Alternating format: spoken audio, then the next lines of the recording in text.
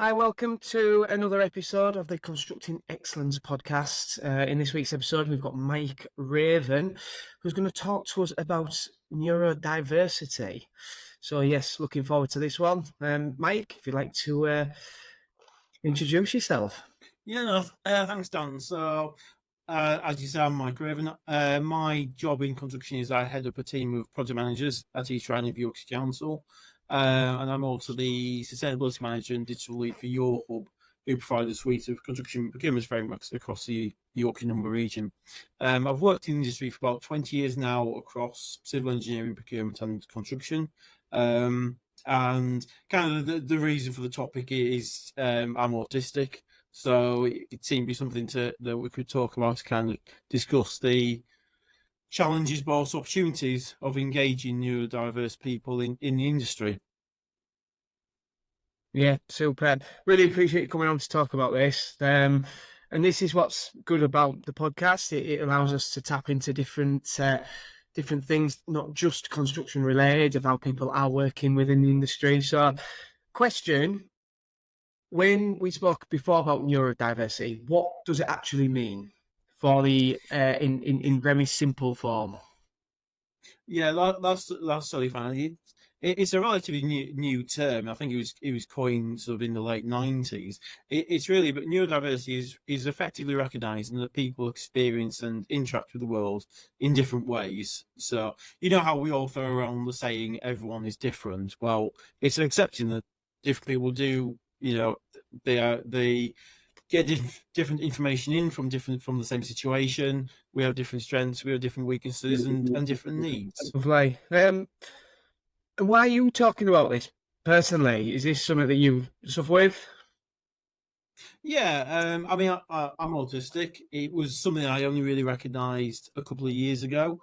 A friend of mine there's a test called RADS-R, which is basically the diagnostic test for adults to see if they're probably autistic or not. A lot of people get picked up in childhood, but also there's a lot of people who make it through to adulthood and they never get diagnosed. So they were doing the test because they suspected they were autistic, and I thought this sounds interesting. I'll do it as well. And the score, there's a certain threshold that if you achieve that threshold, there's a 97% likelihood that you're autistic. So health warning, I don't have an official diagnosis, but there's a 3% chance that I'm not. So the odds are, yeah. I've taken that test multiple times, and every time it goes, yeah, you're probably autistic. And I wanted to talk about this topic because it's something that I've learned to accept, and I guess again, kind of referring back to neurodiversity being something that's really only risen up in the last couple of decades. You know, I remember watching documentaries when I was a kid about autistic people, and it was very much, this is a condition, you know, how dreadful it is. In fact, I remember thinking how dreadful it would be for, to have, someone with this condition. From my teenage years, I've always kind of felt like there was something like wrong with me, for want of a better term, or something that may be different to other people. And what I've found is by identifying as autistic and getting that information sort of allows me to understand myself better and understand why I act in certain ways, but also learning about other people and their neurodiversity, allows me to understand why they behave in certain ways as well. And I think that's useful for all of us. At the core of what we do is communication, and if you can understand why people react in certain ways to certain things, helps you to navigate those relationships better. And how do you think it's kind of affected you in construction then? So taking kind of all those life experiences and how you felt maybe different in certain scenarios, how do you think that's applied in the construction industry, and is it accepted now more than what it used to be? It's certainly accepted more than it used to be. That's really positive, and I'll give you a couple of examples in a moment. In terms of the challenges, I guess over time, as an autistic person, you learn to mask, so you learn how to operate in society without getting locked up. which is mentally tiring, but it's something that you do. And to be fair, again, we all put our certain face on in certain situations. We all know how to behave in an interview versus perhaps a typical day at work. But I guess it's I always have a nagging feeling, is what I'm about to say or what I'm about to do inappropriate? And particularly, I don't mind being inappropriate if it's deliberate. It's when you're doing something that you think is perfectly acceptable and people are going horrified that, oh my God, I can't believe you've done X, Y, and Z. So that's the kind of challenge that you do get. Sorry, just to pick up your second point in terms of like how it's changed. There definitely is a more acceptance of neurodiversity. What I've sort of thinking back to, when I first entered the industry, it was so the organisation that I worked in, it was very much, that's your job role. You need to mould yourself to fit into that box. And for example, I remember one of the first jobs having some earphones in, listening to some music while I was doing some filing, and I got told, you can't do that. If your manager catches you doing that, you'll get told off because you'll be able to hear the fire alarm, which I can see the valid point of it, but I might not have the music on particularly loud, or I might notice the stream of people swarming towards a fire exit, even not. Whilst now it's understood, and I can see it in the office around me when I'm in the office, that some people do suffer with, they might struggle to concentrate when there's a lot of background noise. To be fair, again, I think that's not specific to neurodiverse people. I think everyone struggles when there's a lot of background noise or a lot of loud noises trying to get on with your work, and they will wear earplugs or earphones to try and help them focus, and that's accepted now. Yeah. I will just say, I didn't know, like, at all, So when this was brought up, it was like, oh, really? So it's a really, really interesting topic, and one that you then ask the question, who else may be suffering with this? I've got lots and lots of connections within the industry, and now it's made, you think, well, who else is not talking about it? I want to kind of hide it. Do you ever feel like when was it when you were kind of open about it? Like, were you hiding it for a long time, and then you thought, do you know what? I just need to be me, and you got to that point? It's once I found out, basically, once I started doing the tests several times, and I also had counselling last year. I counselled a couple of times. Again, that's something that there is, we all know there's a bit of a stigma against mental health sometimes, and I'm on antidepressants at the moment. I've had counselling a number of times. I'm okay. It's all good, but also I think no one should be ashamed of feeling that they need to get that help. If they need help, they should go and get it. But I almost laughed because when I saw my counsellor, it was almost a throwaway in the first session. She just went, "Oh, you're autistic, aren't you?" I was like, well, I think I am. And she's like, "Oh no, definitely." As soon as you walked in the room, I just went, "Yeah, you're autistic." So for those who have some background to it, they clearly go, "Oh yeah, he's neurospicy." Is the relatively cool term. Neurospicy, like that. Yeah. But yeah, it's just something that I guess you for me, it's not something that I felt the need to hide particularly. And again, I would rather people be aware of it, because if they think, oh, maybe why is he acting in a certain way, if you've got at least some awareness of autism, it will kind of make you go, oh, okay, so autistic people can struggle with social interaction. They can be they can suffer with poor coordination. Anyone who's seen me try to undertake any kind of manual labour will make that connection very. And that's a podcast in itself, Mike. Absolutely. Thinking back to my autistic son, the two of us trying to install a garden gate a couple of months ago everything you could have done wrong with this game, we managed to do. So, Choices aside, though, yes. definitely. But yeah, so for me, I'm quite happy for people to know because it helps them understand, how to communicate with me as well. It's a two-way street. Yeah. You talk a lot about kind of the negative aspects, though, but there's a lot of positives that come from having different people around you, especially in the workplace. And I think there's kind of been this old-fashioned stigma that lies around, if you're a little bit different, it's a negative, but actually, it doesn't need to be viewed like that. Yeah, absolutely. And, I mean, for me, in some circumstances, it gives me a really good attention to detail. I am one of those particularly cool people who enjoys writing contracts. And I will go very nitpicky with contracts, which is boring as hell, but it's probably what you need someone to do. It encourages me to prepare for situations. So, for example, talks like this or presentations, I will put a script together. So I want everything to be in place because I would really, really struggle with a situation where you don't know how to act and what to do. And, as Caroline will testify, I freeze up because I don't know how to behave in a certain situation. So doing that preparation helps me with that and helps me, because again, sort of linked to autism can be is anxiety, which again, I've just been identified in the past that I've had anxiety. So it helps me control that by being prepared.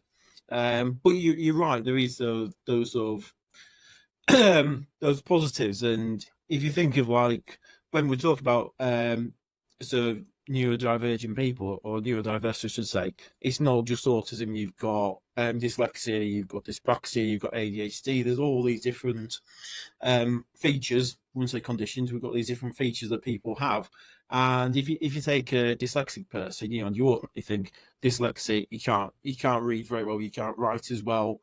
But they can be very good at problem solving. They can be really good with spatial awareness, creativity, the sort of big picture thinking is the kind of things that typically you can assign to a person with dyslexia. Well, all of those things immediately make me think that will be a really good architect.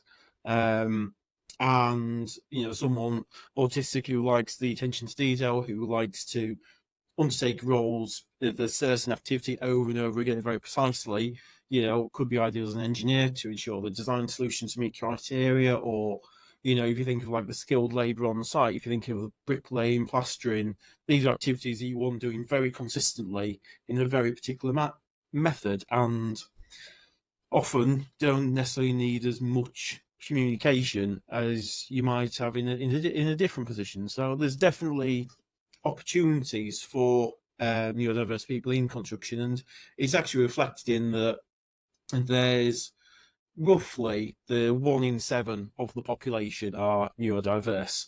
In the construction sector, it's about 1 in 4.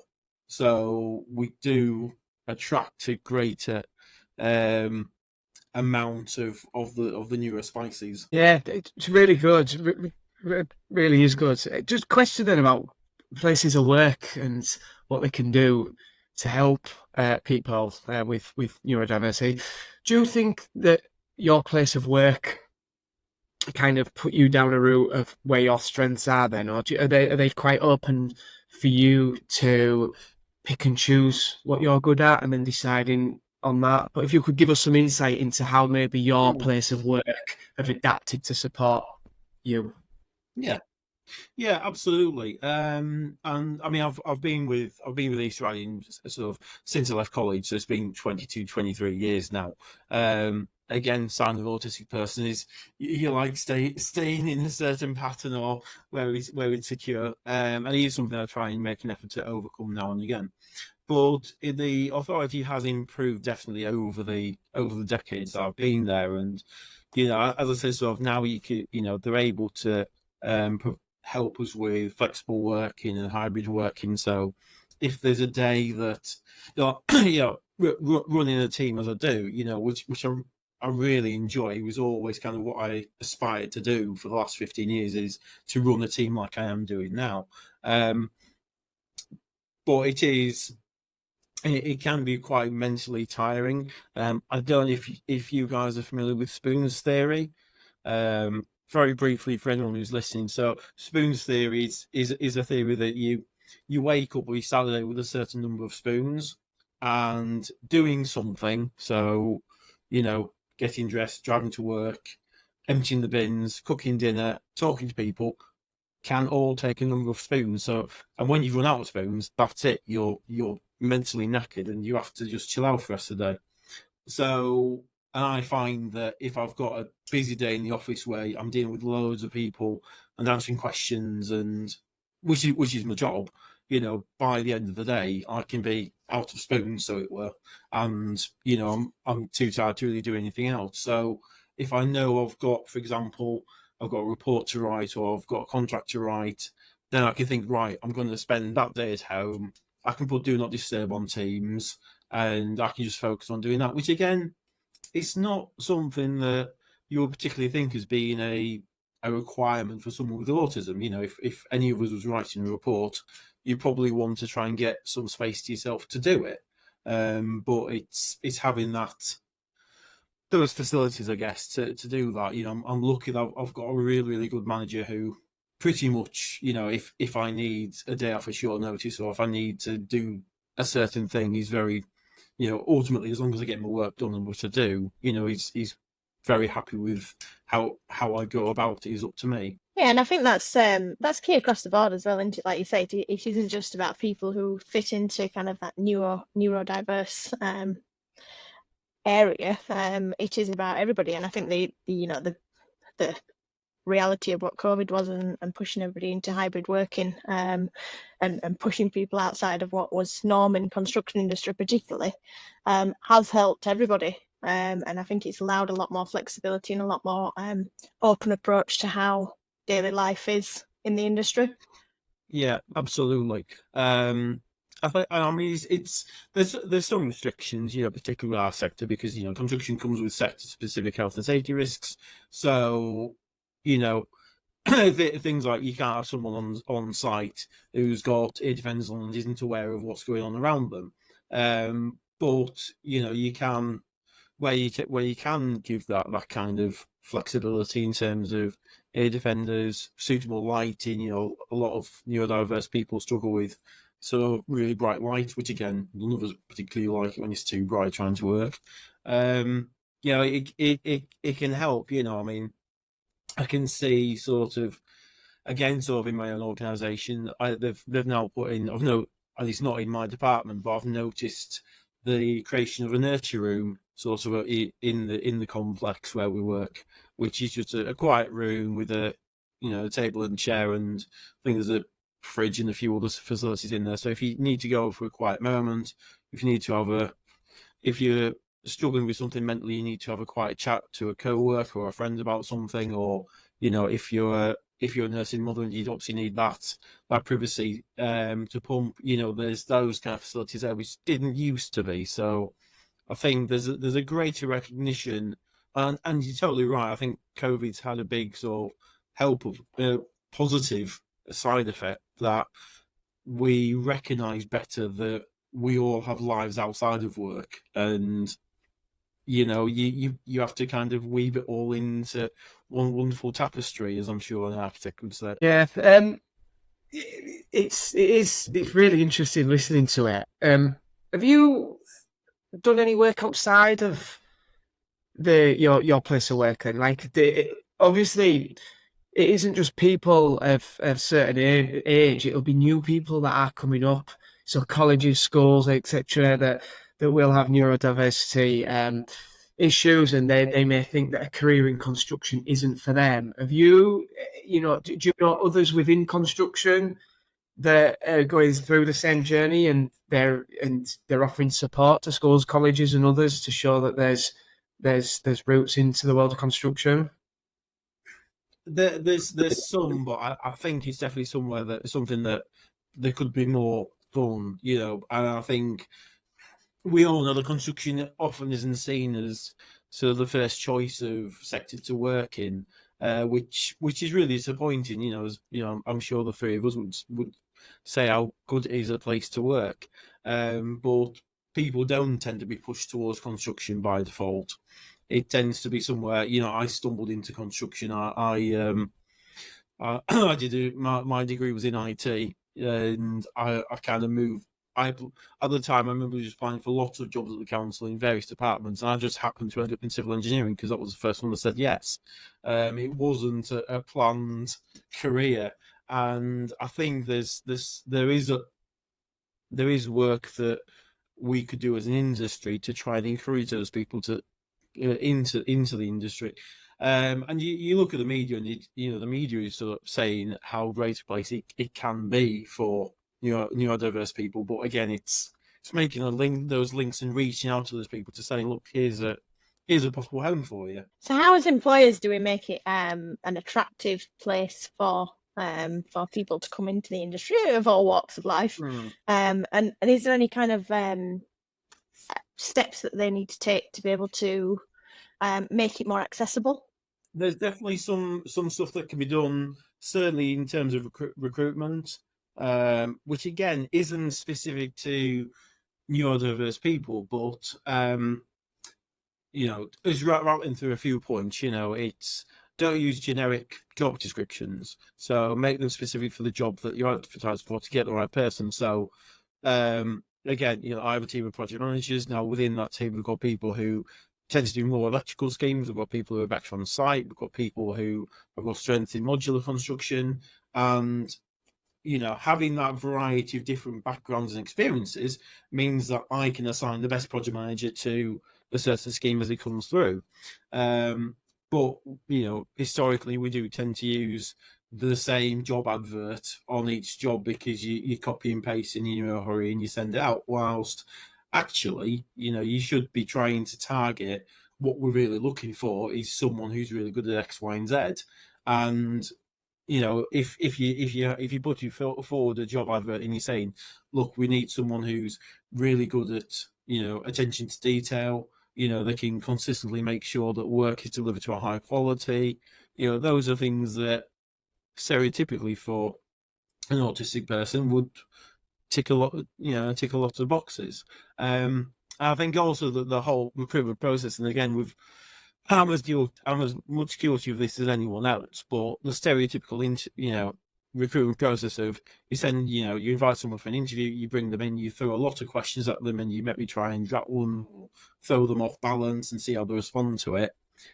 It's not necessarily that nice an experience. And for me, as I've said, I prepare for things like this by working on a bit of a script or putting down some thoughts beforehand.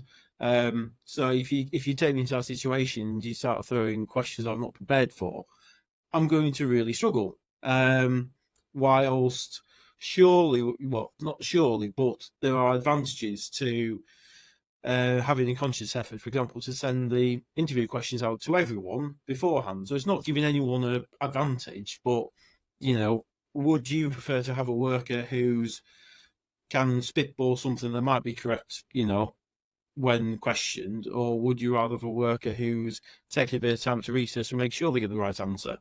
I know I would prefer to have someone who does the latter, because that in reality, when you're in the world of work, I'd rather someone takes a few minutes and gets me the right answer rather than guesses and gets it wrong. And I guess that all comes down to the job, doesn't it, as well? Because there are certain situations where you need somebody who can spitball and think on the feet and throw it straight back, and then there are other situations where you can take that time and you can make that that kind of thought process, sit it down and take a considered approach. So I think there are two kind of sides to that, but yeah, absolutely. Yeah. I mean, what's the harm in letting everybody know up front what you're going to ask them? Yeah, do you know? I've absolutely. Never thought about that, Mike. So honestly, sorry if I jumped in then, but it's something that I've just thought about. You're absolutely right. I think we think everyone's, come in and the way that we do it, but that is absolutely right. How people prepare, like how you prepare for this today, it's how different people prepare for it. So, yeah, good insight, very good insight.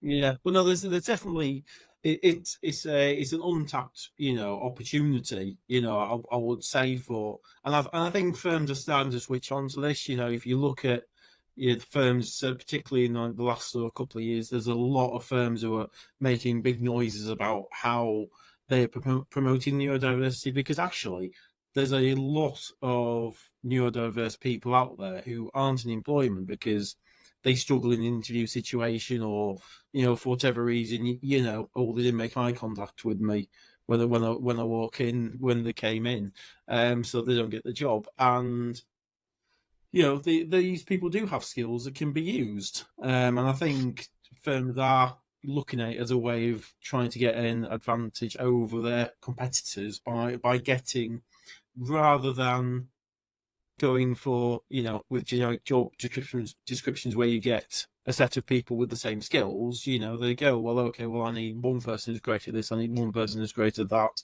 another person who's great at something else, and then using those skills for more of an advantage. Yeah, it's true. And do you know what they say? When they say about when you walk into a room and people judge you within the first 10 seconds, and then they're going to know whether they like you or not.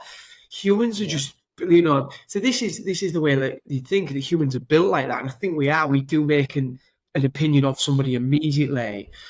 So I guess it's just thinking that little bit deeper about that, and when employing people, being aware of that you've just mentioned, you've just spoken about, I should say. So yes.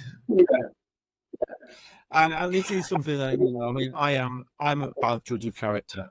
In an interview situation, I am bad at judging if someone's.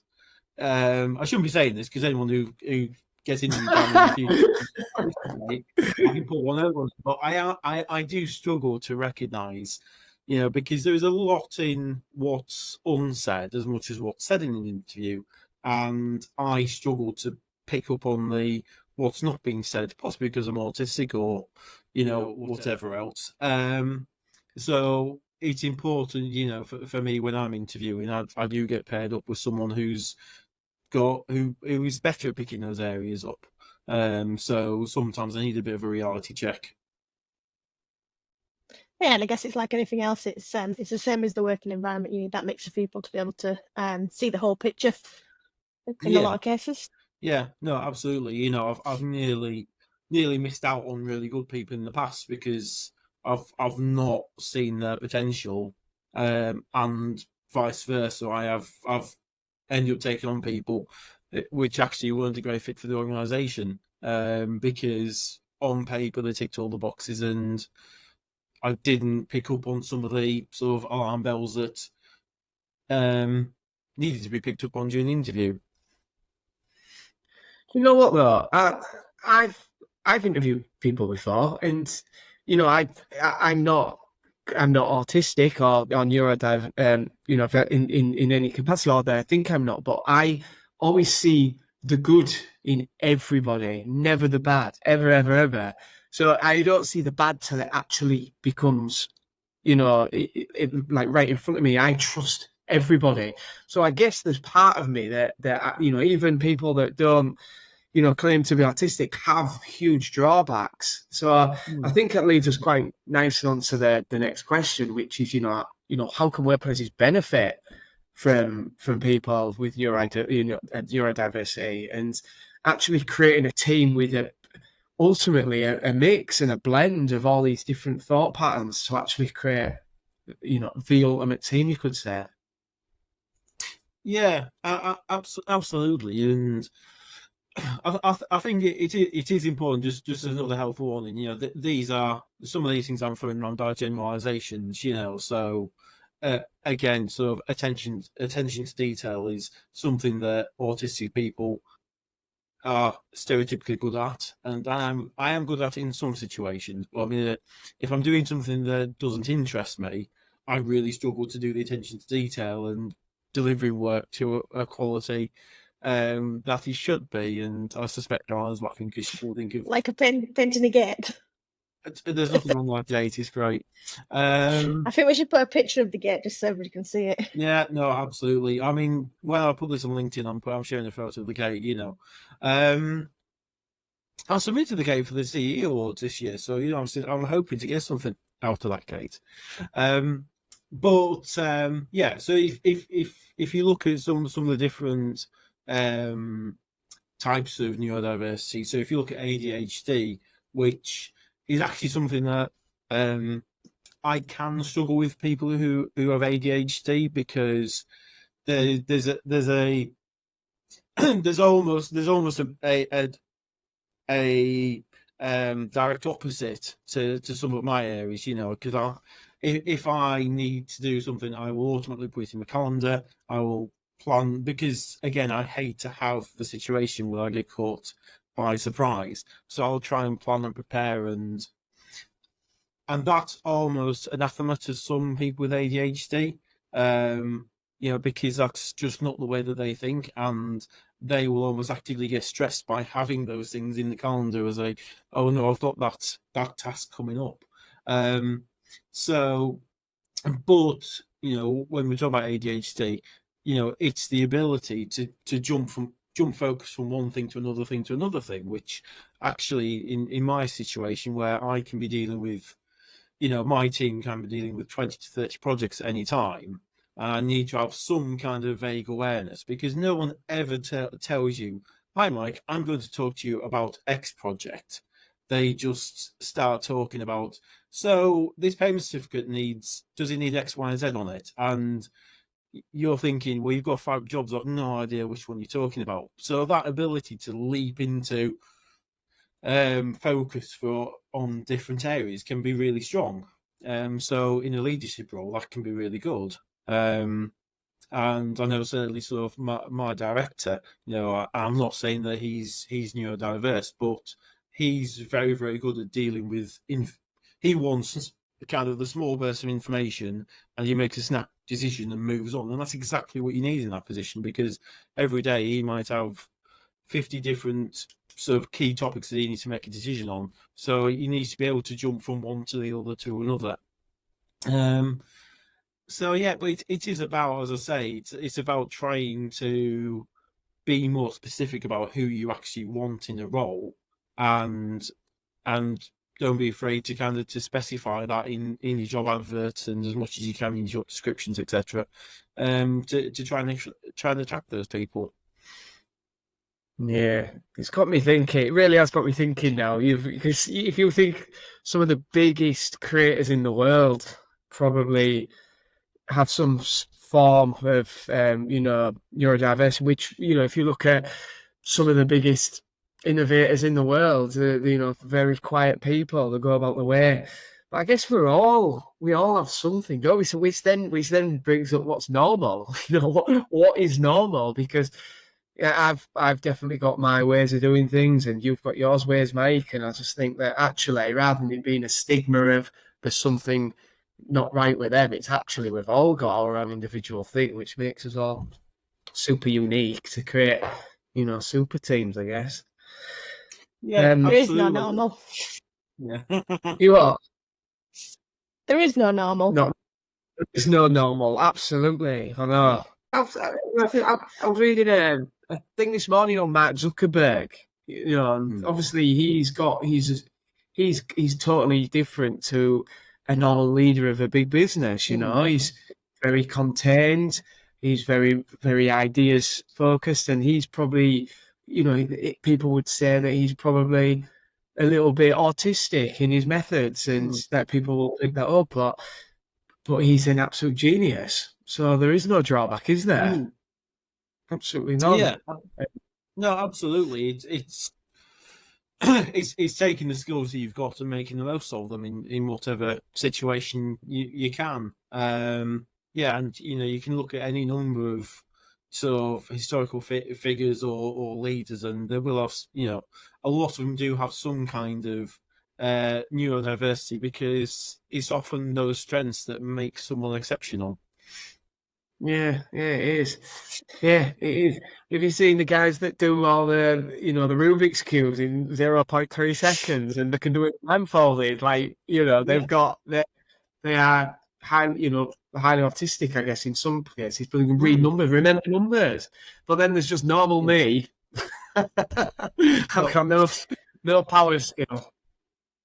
Yeah, well, I remember standing at a science fair when I was probably about 20s and promoting construction to these kids, and this 12-year-old boy stood in front of me with a Rubik's Cube and did it in, I don't know, 10 seconds, 20 seconds, something like that. Ridiculously quick, and I was amazed. I was like, wow, that's amazing. And he just looked at me dead straight in the face and went, it's just an algorithm. There you go. I was wild. I've never been through that. But I don't think I've solved one. No, the only way I could do is by taking all the labels off and sticking them back on. But no, referred to my son's autistic. He's 14. He will happily tell you every single hotel room number that we've ever stayed in. He would, whenever, if I'm doing like a mortgage renewal and you have to know sort of when you bought the house, I just shout at him and he just tells me. He knows it to the day. And I mean, I should have probably noticed something about this with me, because I remember one of my first jobs at the authority was he was doing payroll, he was paying invoices, he was general office admin, and one of the things was taking tickets of when the council fleet had been fueled up and sorting them into order. So and I got to the point that I would recognise vehicles by the registration number. So I wouldn't say, oh, that's John's tractor. It would be, oh, that's tractor 47698, which John uses. And that's just the way that my mind works, which is weird. I know it's weird. It's incredible. It really is, mate, because, what I'm hoping is that this whole podcast and what we're trying to do with Constructing Excellence is bring this to a place where everybody can feel, a connection. And I have absolutely no doubt that within our industry, like, I think you're the first person I've ever spoke to that would even say that you are, neurodiverse. So it's so nice to have that, because if we put this out, there might be now hopefully be lots of people who come and go, do you know what? I'm going to listen to that, because that's me.